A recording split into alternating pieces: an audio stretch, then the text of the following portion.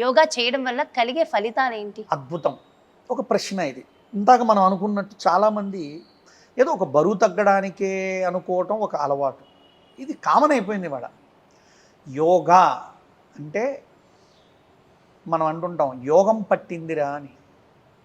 అంటే యోగా ఏమిస్తుందంటే యోగాన్ని ఇస్తుంది, యోగ స్థితిని ఇస్తుంది. అందుకే యోగశాస్త్ర పితామహులైన పతంజలి మహర్షి గారు రాసినటువంటి 196 సూత్రాలు ఉన్నాయి యోగశాస్త్రంపై.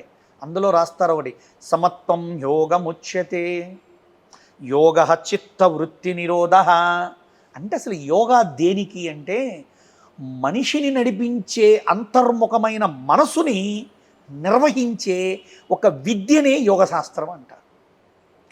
అంటే మనం బ్యాలెన్స్ ఆఫ్ మైండ్ అంటాం ఇంగ్లీష్లో, దాన్నే సమత్వమైన మనస్సు అంటారు. దానికే అంటాను నేను body balance, breath balance, brain balance. Body balance ఉందనుకోండి శరీరం ఏ కర్మనైనా సౌలభ్యంగా చేయగలుగుతుంది.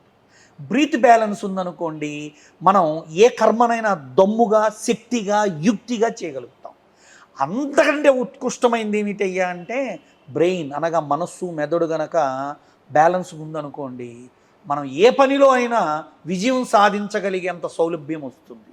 అందుకే నేను ఎప్పుడు చెబుతా B3 అంటాను, formula B3, body, breath, brain.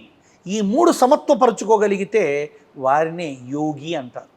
ఒక కాషాయం ధరిస్తేనో ఒక రుద్రాక్ష ధరిస్తేనో మనం యోగా అంటేనే కాదు, సాధారణ జీవితంలో ఉంటూ సాధారణ వేషధారణలో ఉంటూ కూడా అటువంటి సమత్వమైన మనసు కలిగిన వాళ్ళు చాలామంది.